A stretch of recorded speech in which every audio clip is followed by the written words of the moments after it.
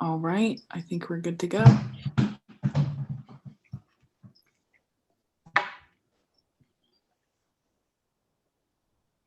Deaf culture and the arts.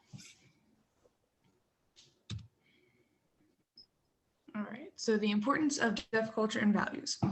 Deaf culture is the identity, values, language, tradition, norms, and history of deaf people.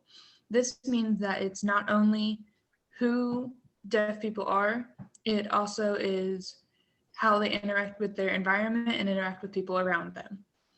Deaf people will prefer deaf schools over mainstream schools because their children can get more of the experience of deaf culture.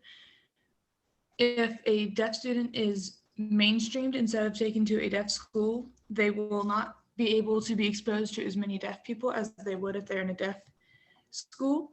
And a deaf child can be introduced to the deaf community, but they will not be able to get the full experience of deaf culture, as it is something that is lived, just like when you breathe. It can be compared to be breathing. Without deaf culture, there would be more communication barriers for a deaf person, as they will not be able to properly communicate with one another as a hearing person would with another hearing person. So there are a few common deaf beliefs related to the media, and they are that deaf and hard of hearing actors should play like those roles in movies and TV shows. So like if there's like a deaf character, a deaf or hard of hearing person should play in that role.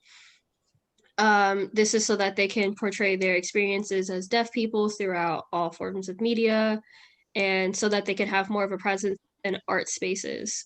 In regards to visual art, they'll like use that as a form of activism. So like there will be a lot of handed imagery. Like a few I've seen would be like their hands like in chains to like to compare it to like their struggles of like being unable to sign in certain spaces and such. So cultural appropriation of deaf people in the media is when a hearing actor takes on a role of as a deaf person. And this takes away from deaf actors who could have taken the role instead, because there are deaf actors. And this prevents deaf people from actually showing their experiences to hearing audiences. And this reinforces the idea that only hearing people can show other hearing people what deaf people experience. Wonderstruck is an example of this, since there are deaf actors in the movie, but they're only cast as mute or hearing roles. But a hearing actor is the leading deaf role and is the only person in the film to use ASL. Devia means Deaf View Image Art. This name was officially coined in 1989 during the Deaf Wave Festival conference at Gallaudet.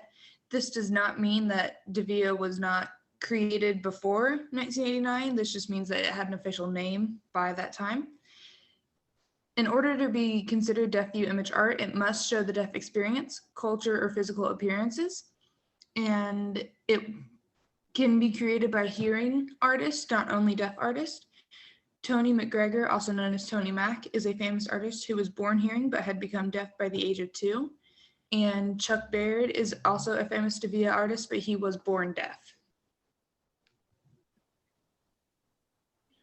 Some famous deaf artists are Betty G, Paul Johnston, and Sean Forbes. And Betty G is the reason Devia exists today. In the 70s, she started making art to portray some of the experiences of being deaf through paintings and drawings. Betty G and Paul Johnston co-facilitated a workshop sponsored by Deafway. And through this workshop, a group of artists constructed a name, manifesto, and visual manifesto for the foundation of Devia art today. Johnston is a semi-abstract artist who enjoys sculpting, drawing, and painting. He was the first deaf student to obtain a Bachelor of Fine Arts degree in furniture design and woodworking at the Rochester Institute of Technology, as well as studying theater and performing with Chuck Baird for the National Theater of the Deaf. This led him to becoming a professor at Gallaudet University in the art department. Many famous musicians have gone deaf or are now hard of hearing due to so much exposure to damaging high volumes performing music, like will.i.am, Pete Townshend from The Who, Thomas Bangalter from Daft Punk, and even Beethoven's hearing degenerated after time. Sean Forbes is a deaf American rapper, activist, and speaker who uses music to bring awareness to deaf culture. He is a co-founder of DPAN with Joel Martin. I highly recommend listening to I'm Deaf, which we can't play due to copyright reasons, but it's a bop. And Paul Johnston's work is on the bottom right. Betty G. Miller's is on the top, and the bottom left is a screen cap from the song I'm Deaf by Sean Forbes. DPAN is the Deaf Professional Arts Network. Their goal was to make music accessible for the deaf and hard of hearing community, and it has grown into a full TV network featuring live interpreted events, TV shows, talk shows, and shows appropriate for children and music videos. They have been the source of 2 of our weekly vlogs so far, and it is now a functional TV network with free streaming, making it as accessible as possible. The Deaf West Theater was founded in 1991. It uses a combination of ASL and spoken English. It employs deaf and hearing in their cast.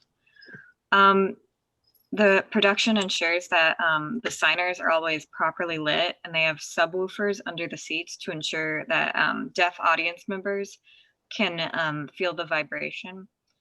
So the show is very focused on having a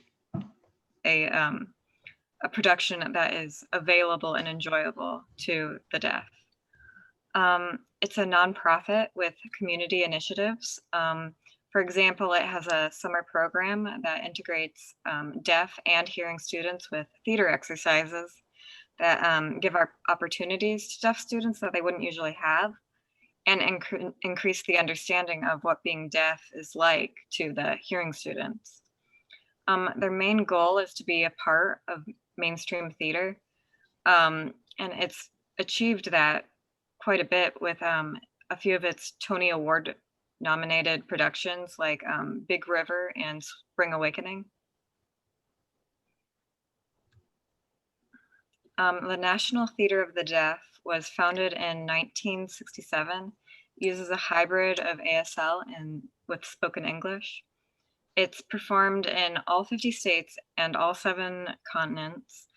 The theater has also performed for some famous shows like the Disney Channel and Sesame Street, and it's performed in very famous places like the White House, for royalty, and on Broadway. Its main goal is normalizing sign language and providing opportunities to deaf artists.